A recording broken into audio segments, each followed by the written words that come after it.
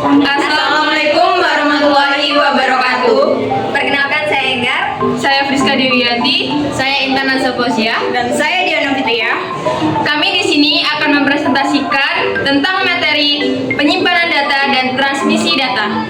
Yuk kita simak bareng-bareng. Let's go. Teknologi merujuk pada penerapan pengetahuan, keterampilan, alat, dan material untuk menciptakan, mengubah, atau meningkatkan produk layanan atau proses yang ada. Selanjutnya ada analog. Analog adalah istilah untuk sinyal yang memiliki bentuk gelombang dan cara berkelanjutan untuk kontinunya dalam melakukan sesuatu. Jadi, sinyal analog adalah bentuk komunikasi elektromagnetik yang tergantung pada pancaran gelombang elektromagnetik. Selanjutnya ada teknologi analog. Pada dasarnya, analog adalah sebuah perkembangan teknologi yang masih menggunakan sistem manual. Jadi, teknologi analog pada dasarnya hanyalah alat sederhana dengan hanya satu program khusus. Yang kedua ada digital. Digital secara umum merujuk pada representasi data dalam bentuk diskrit atau terfragmentasi yang diwujudkan dalam bentuk angka atau kode 0 atau 1. Teknologi digital. Teknologi digital adalah teknologi yang tidak lagi menggunakan tenaga manusia atau manual, tetapi biasanya sistem operasi dengan sistem otomatis di komputer atau dalam format yang bisa dibaca di dalam komputer.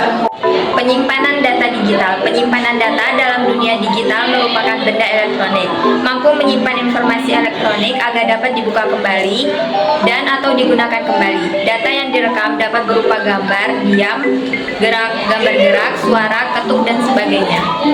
Selanjutnya penyimpanan data digital. Penyimpanan data digital dibagi menjadi 3, yaitu hard disk, flash disk, dan micro SD. Yang pertama yaitu hard disk. Hard disk juga dikenal sebagai hard disk drive atau HDD, adalah perangkat penyimpanan data yang digunakan dalam komputer dan perangkat elektronik lainnya. Ini adalah salah satu bentuk penyimpanan sekunder yang paling umum digunakan. Yang kedua yaitu flash disk, juga dikenal sebagai USB flash drive atau thumb drive, adalah perangkat penyimpanan dan portable yang menggunakan teknologi flash memory untuk menyimpan informasi. Yang ketiga yaitu micro SD. Micro SD atau micro secure digital adalah format kartu memori flash yang sangat kecil yang digunakan dalam perangkat elektronik portable seperti ponsel cerdas, kamera, tablet, dan perangkat audio. Micro SD merupakan versi yang lebih kecil dari kartu SD atau secure digital standar. Yang selanjutnya yaitu transmisi data. Transmisi data dibagi menjadi 2, yaitu transmisi data analog dan transmisi data digital. Transmisi data. Transmisi data adalah proses pengiriman data atau informasi dari satu titik ke titik lainnya melalui media komunikasi seperti kabel atau gelombang elektromagnetik. Selanjutnya, transmisi data analog. Sinyal analog adalah sinyal yang berubah secara kontinu dengan waktu dan dapat diwakili oleh gelombang analog seperti suara, gambar, dan sinyal listrik. Sinyal analog adalah sinyal yang bersifat kontinu, artinya nilainya dapat berubah dalam rentang tertentu. Yang kedua, transmisi data digital. Proses mengirimkan data dalam bentuk digital atau biner dari satu perangkat ke perangkat lain menggunakan sinyal listrik atau elektromagnetik. Data digital terdiri dari angka biner 0 dan 1 yang mempresentasikan informasi tertentu seperti teks, gambar, video, atau suara. Selanjutnya ada telepon seluler. Telepon seluler atau lebih dikenal dengan sebutan ponsel atau handphone adalah perangkat elektronik yang berfungsi untuk melakukan komunikasi suara dan atau data dengan menggunakan sinyal radio.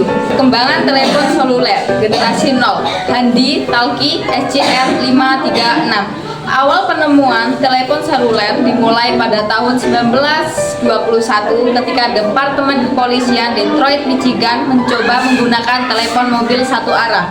Kemudian pada tahun 1928, Kepolisian Detroit mulai menggunakan radio komunikasi satu arah reguler pada semua mobil patroli dengan frekuensi 2 MHz. Generasi 1, telepon seluler generasi 1996.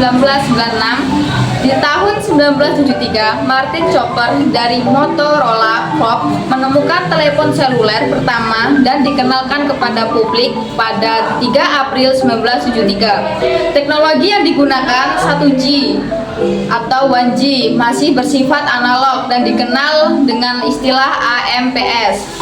Salah satu kekurangan generasi 1G adalah ukuran yang terlalu besar untuk dipegang oleh tangan. Selain itu, generasi 1G masih memiliki masalah dengan mobilitas pengguna. Pada saat melakukan panggilan, mobilitas pengguna terbatas pada jangkauan area telepon seluler. Generasi kedua atau 2G muncul pada sekitar tahun 1960-an. Pada generasi 2G, sinyal analog sudah diganti dengan sinyal digital. Keunggulan dari generasi 2G adalah ukuran yang berat yang lebih kecil serta sinyal radio yang lebih rendah, sehingga mengurangi efek radiasi yang membahayakan pengguna. Generasi 3G. Generasi ini disebut juga 3G yang memungkinkan operator jaringan untuk memberi pengguna mereka jangkauan yang lebih luas, termasuk internet, bahkan video call berteknologi tinggi. Generasi 4. Generasi ini disebut juga 4th generation atau 4G. 4G merupakan sistem telepon seluler yang menawarkan pendekatan baru dan solusi infrastruktur yang mengintegrasikan teknologi wireless yang telah ada, termasuk wireless broadband atau WIBRO 806.16e, CDMA, wireless LAN, dan Bluetooth. Panggilan dari telepon genggam ke telepon rumah.